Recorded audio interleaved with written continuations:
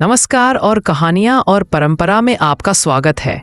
आज की कहानी है दो दोस्तों की, जो हमें सिखाएगी कि जीवन का सबसे उपजाऊ बीज हमारी अपनी सोच होती है।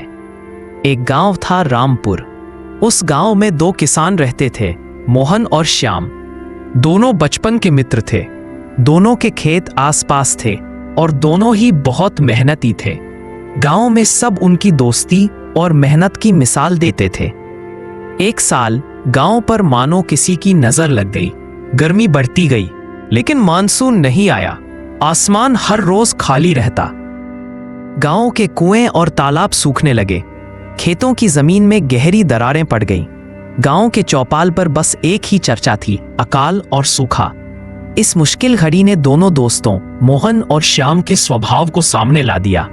श्याम, जो हमेशा से थोड़ा चिंतित रहता था, इस सूखे से टूट गया। वह हर सुबह अपने सूखे खेत को देखता, अपनी किस्मत को कोसता और फिर जाकर गांव के पीपल के पेड़ के नीचे बैठ जाता। वह दूसरे किसानों से कहता, इस साल सब बर्बाद हो गया। भगवान हमसे रूठ गए हैं। अब कुछ नहीं हो सकता। मेहनत करके क्या फायदा जब आसमान से एक बूंद पानी ही नहीं गिरना। वह इतना निराश हो गया कि उसने अपने खेत की तरफ जाना ही छोड़ दिया। दूसरी तरफ था मोहन। मोहन भी चिंतित था, बहुत परेशान था। वह भी हर सुबह आसमान को उम्मीद से तकता था, लेकिन उसका नजरिया अलग था। एक सुबह श्याम ने देखा कि मोहन अपने कंधे पर हल रखे खेत की ओर जा रहा है। श्याम ने आवाज लगाई, अरे मोहन, पागल हो गए हो क्या? कहाँ जा रहे हो? मोहन रुका और मुस्कुराया, अपने खेत पर जा रहा हूं भाई। श्याम को लगा मोहन सदमे में है। वह बोला, खेत पर? अरे वहां सीखी मिट्टी के सिवा क्या रखा है? आसमान को देखो, एक बादल तक नहीं है। जानवर प्यासे मर रहे हैं। तुम हल चलाकर क्या करोगे? अपनी ताकत क्यों बर्बाद कर रहे हो? मोहन ने एक गहरी सांस ली और अपने सूखे खेत की ओर देखा। मोहन ने श्याम के कंधे पर हाथ रखा और कहा, भाई श्याम, तुम ठीक कहते हो। आसमान में बादल नहीं है, लेकिन यह बताओ, क्या बारिश करवाना मेरे हाथ में है? श्याम ने कहा, नहीं, वह तो भगवान के हाथ में है। मोहन ने कहा, बिल्कुल, जो मेरे हाथ में नहीं है उसकी चिंता करके मैं क्या पालूंगा, लेकिन जो मेरे हाथ में है वो तो मैं कर सकता हूँ। श्याम ने हैरानी से पूछा, क्या है तुम्हारे हाथ में? मोहन बोला, बारिश जब भी होगी, चाहे आज हो चाहे 1 महीने बाद, तब मेरी जमीन उस पानी को सोखने के लिए तैयार होनी चाहिए। अगर मैं अभी अपने खेत को जोत कर नरम नहीं करूंगा तो ये सख्त जमीन बारिश के पानी को पी नहीं पाएगी। सारा पानी बहकर बर्बाद हो जाएगा। मोहन ने आगे कहा, मैं अपनी उम्मीद नहीं छोड़ सकता श्याम। मेरा काम है मेहनत करना और तैयार रहना, बाकी मैं भगवान पर छोड़ता हूँ। ये कहकर मोहन अपने खेत की ओर चल दिया। श्याम उसे जाते हुए देखता रहा और मन में सोचा, यह तो पागलपन है। दिन बीतते गए। श्याम चौपाल पर बैठकर निराशा की बातें करता रहा, जबकि मोहन हर रोज अपने सूखे खेत में मेहनत करता रहा।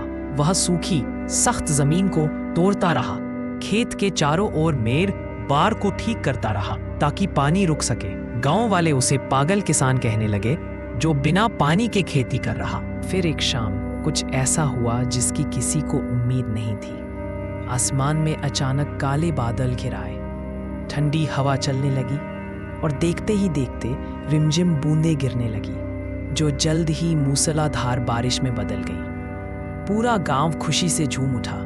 बच्चे नाचने लगे, मोर बोलने लगे। श्याम भी बहुत खुश हुआ। वह भागा भागा अपने खेत पर गया, लेकिन वहां जाकर उसकी खुशी चिंता में बदल गई, क्योंकि श्याम का खेत महीनों से परती पड़ा था। उसकी जमीन पत्थर जैसी सख्त हो गई थी।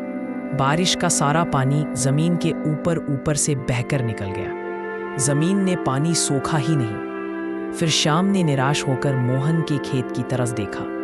वहां का नजारा बिल्कुल अलग था।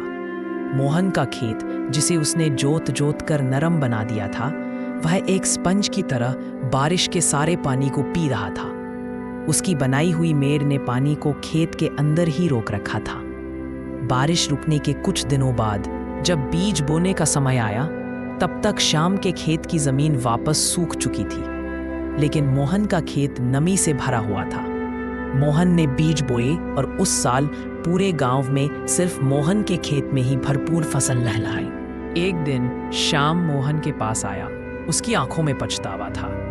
मोहन, उसने कहा, बारिश तो हम दोनों के लिए एक जैसी हुई थी, लेकिन मेरी किस्मत फूट गई और तुम्हारी चमक गई। मोहन ने अपने मित्र को गले लगाया और मुस्कुराकर कहा, नहीं श्याम, ये किस्मत की बात नहीं है, ये सोच की बात है। मुश्किल हम दोनों के लिए एक जैसी थी। तुमने मुश्किल को देखकर हार मान ली और काम करना छोड़ दिया।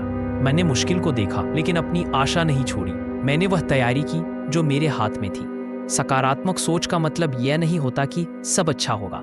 सकारात्मक सोच का मतलब होता है कि चाहे जो भी हो, मैं अपना सर्वश्रेष्ठ करूंगा और मैं तैयार रहूंगा। उस दिन श्याम को समझ आया कि असली अकाल जमीन पर नहीं बल्कि उसके मन में था। यह कहानी हमें सिखाती है कि जीवन एक खेत की तरह है। मुश्किलें सूखे की तरह आएंगी, लेकिन हम निराश होकर बैठ जाते हैं या उम्मीद का हल चलाते रहते हैं। यही हमारी आने वाली फसल तय करता है। कहानियां और परंपरा पर आज के लिए इतना ही। आपकी सोच हमेशा सकारात्मक और आशा से भरी रहे। नमस्कार।